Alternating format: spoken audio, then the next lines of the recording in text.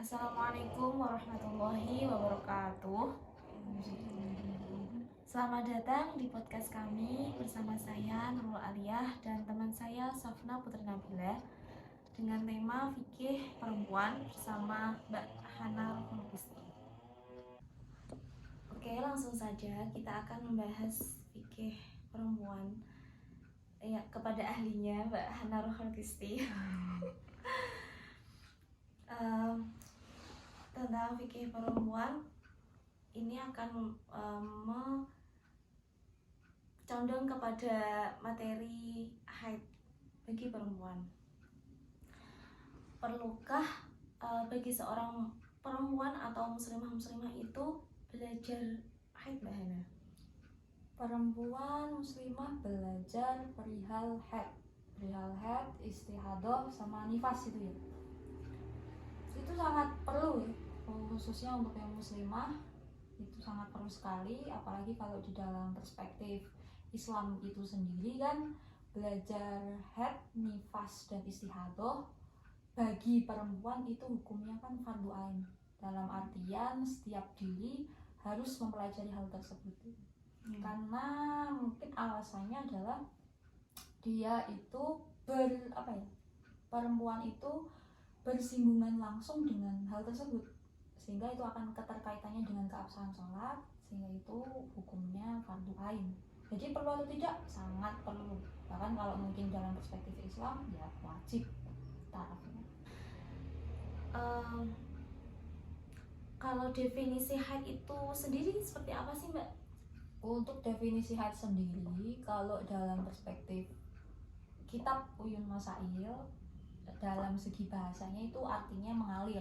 Tapi kalau dalam segi istilah, yaitu adalah darah yang keluar dari alat kelaminnya perempuan pada tahun-tahunnya haid, dan juga memenuhi persyaratannya haid, dan juga dengan cara yang sehat. Dalam artian ketika kok itu bukan pada tahunnya haid, semisal ada anak umur 5 tahun dan mengeluarkan darah, itu tidak dikategorikan sebagai haid. Begitu juga harus memenuhi persyaratan haid. Ketika kok tidak memenuhi persyaratan darah haid, maka itu tidak bisa dikatakan darah haid. Bisa nanti masuk istihadah, bisa nanti masuk kategori yang lain, dan juga dengan cara yang sehat. Dalam artian bukan karena sakit. Kadang kalau ada rahimnya sakit kan kok jadinya istihadah gitu lah. Ya kurang lebih itu. Sebenarnya umur minimal anak itu berapa sih, Mbak? Bisa diajarkan tentang haid dan sebagainya itu. Umur minimal anak belajar haid, sebenarnya kalau umur minimal bahkan bagi perempuan untuk mempelajari hukum haid itu umur 9 tahun. 9 tahun. Atau enggak udah balik deh. Udah balik. Jadi ketika kok dia sudah balik, dia sudah wajib mempelajari hal tersebut. Karena itu kok tadi ya, sesuai dengan yang awal tadi, itu konsekuensinya dengan keabsahan sholat dan ibadah-ibadah yang lain. Sehingga ketika kok udah balik, ya mungkin balik bisa umur 9 tahun, bisa terkadang kalau nggak mengalami haid, nggak mengalami mimpi basah ya bisa jadi 15 tahun. Seperti itu. Kan ada yang bilang umur 9 tahun kurang dari 16 hari ya itu. Kurang sedikit ya. Ya itu kan bisa jadi patokan. Kalau biasanya itu kan orang-orang kan pakai hijriyah ya, Mbak. Tapi kan nggak semua orang itu tahu hijriyah gitu loh. Biasanya iya, benar ya. Benar. Biasanya orang-orang itu pakai hijriyah, tapi orang-orang itu berarti sangat Masehi. Oh iya, Masehi loh, maaf. Biasanya orang itu pakai Masehi, tapi sebenarnya itu bagusnya pakai hijriyah kan. Nah, kalau untuk penanggalannya itu, kalau penanggalan haidnya itu menggunakan 9 tahun kurang 16 hari kurang sedikit itu menggunakan hijriyah.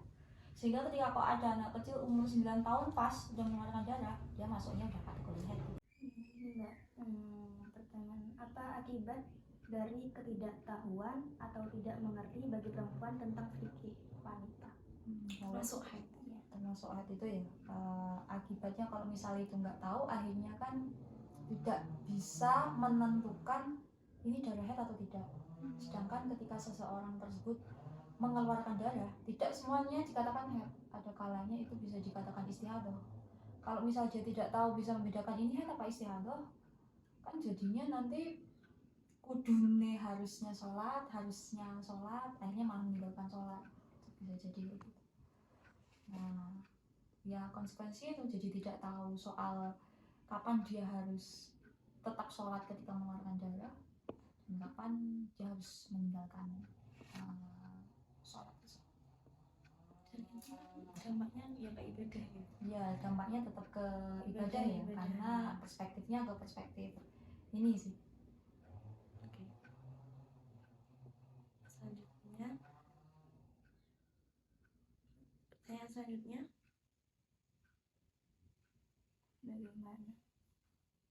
Bagaimana pendapat narasumber bahwasanya pandangan orang yang menganggap fikih tentang haid itu sangat rumit, dan bagaimana kira-kira penjelasan ketika orang yang awam? bagaimana menjelaskan kepada orang-orang yang awam gitu?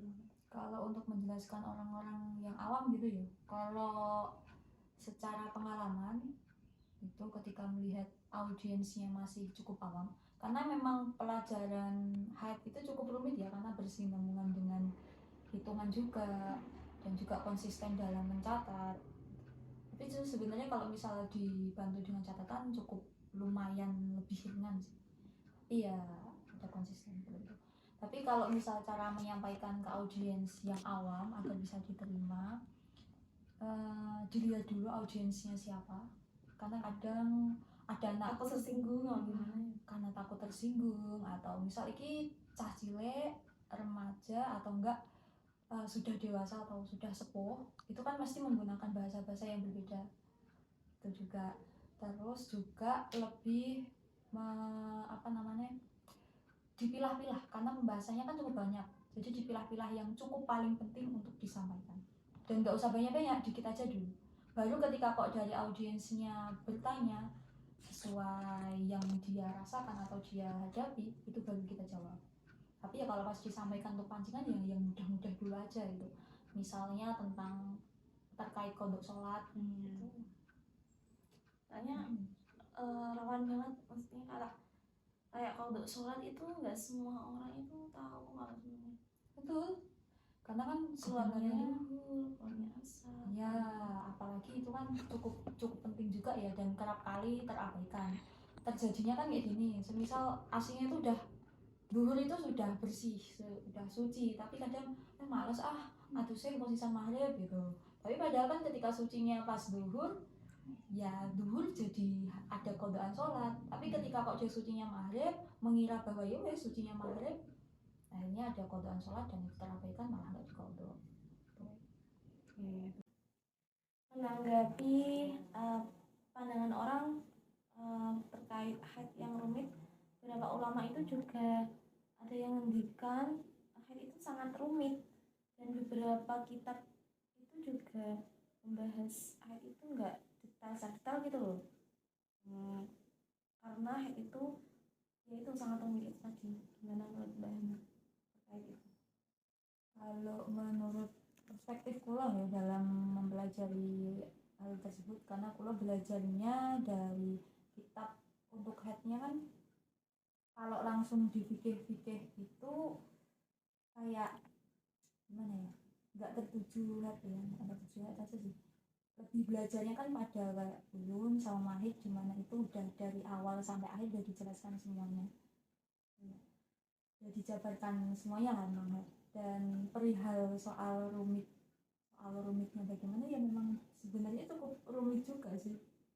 Dan gimana ya memang rumit gitu. Cuma karena iya emang rumit gitu. Dari pembelajarannya rumit, apalagi ketika mau diterapkan mengamalkannya saja juga terkadang juga cukup sulit. Tepat dia mengalami yang namanya istiadah itu kan rumit. Tapi kalau misal siklusnya normal kan nggak rumit ya, nggak terlalu berat juga. Nah tapi ya karena itu konsekuensi daripada keterkaitannya keabsahan suatu ibadah, ya sudah, belajar semampunya, jalani sebisanya, karena meniatkan saja. Udah mau belajar bahkan sampai mengamalkan, Yang penting niat dulu lah, mau belajar mau belajar bahkan mengamalkan tipis-tipis itu aja ya, itu pasti nggak sia-sia.